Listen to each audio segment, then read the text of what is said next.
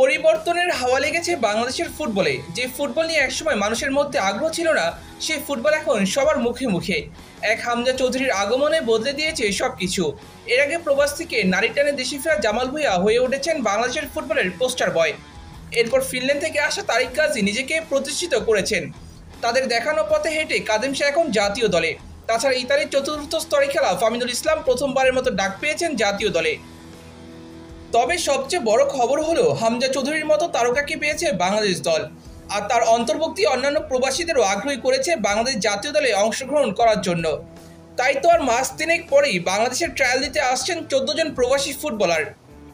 Bangladesh football ফেডারেশনের সহ সভাপতি ফাহাদ করিম জানিয়েছেন, মূলত হামজা চৌধুরী বাংলাদেশে আসার সিদ্ধান্ত নেওয়ার পর থেকেই বিভিন্ন দেশে ছড়িয়ে ছিটিয়ে থাকা অনেক মেধাবী প্রবাসী ফুটবলার আগ্রহ প্রকাশ করেছে বাংলাদেশের হয়ে খেলার জন্য। তবে সবাইকে সরাসরি জাতীয় দলে অন্তর্ভুক্ত না করে ট্রায়ালে ডেকে কাছ থেকে পর্যবেক্ষণ করতে চায় বাফুফে। এরপর সেখানে যারা ভালো করবে তাদেরকে সুযোগ দেওয়া হবে বাংলাদেশ জাতীয় দলের বয়সভিত্তিক দলগুলোতে। আসন্ন অনূর্ধ্ব-20 সাফ চ্যাম্পিয়নশিপ এবং অনূর্ধ্ব-23 এশিয়ান কাপ বাছাই পর্বের জন্য বাংলাদেশ দলে একাধিক প্রবাসী ফুটবলারকে যুক্ত করার পরিকল্পনা করছে বাফুফে।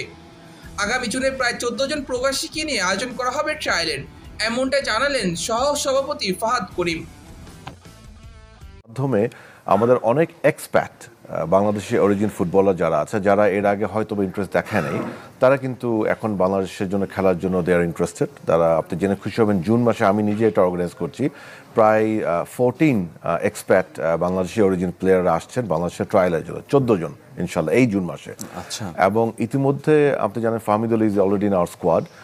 আরও একজনের বাংলাদেশের পাসপোর্ট হয়ে গিয়েছে এবং আমাদের নেক্সট ইয়ার অলিম্পিক কোয়ালিফায়ার আছে আন্ডার-23 মেন্স। সেখানে আমাদের বিশ্বাস যে অ্যাটলিস্ট 4 থেকে 5 জন কিন্তু এক্সপায়ার বাংলাদেশি প্লেয়ার থাকবে ওই টিমটাতে। তবে ফাহাদ করিম এখনও সেই 14 জনের নাম প্রকাশ করেননি, কিন্তু আশা করা যাচ্ছে সেই তালিকায় থাকবেন তানিল শালিক, যিনি ইংল্যান্ডের স্টিফেনস এফসির অনূর্ধ্ব-18 দলে খেলছেন। এছাড়া গত বছর অনূর্ধ্ব-17 দলে আসার কথা ছিল মাহাদ আমানের।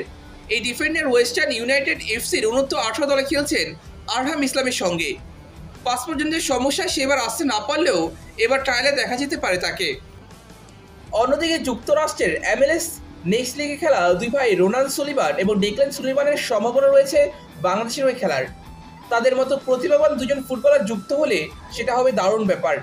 এছাড়া জ্যাক ডুরান, জাহিন ইসলাম, নেহান হাসানরা আসতে পারেন এই ট্রায়ালে।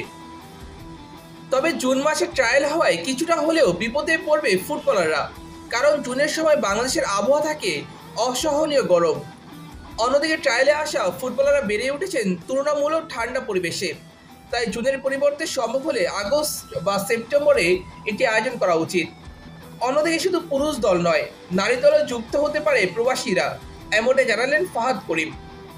খুশি হবেন যে হামজার এই ইনক্লুশনে আমাদের নারী ফুটবলারও ইন্টারেস্ট দেখিয়েছে এক্সপ্যাট কমিটি থেকে, এবং 3জন প্লেয়ারের সাথে আমি যোগাযোগ করার চেষ্টা করেছি। তার মধ্যে একজন সুইডেন এবং একজন ইউকের সাথে আমি সাকসেসফুলি কন্ট্যাক্ট হয়েছে আমাদের।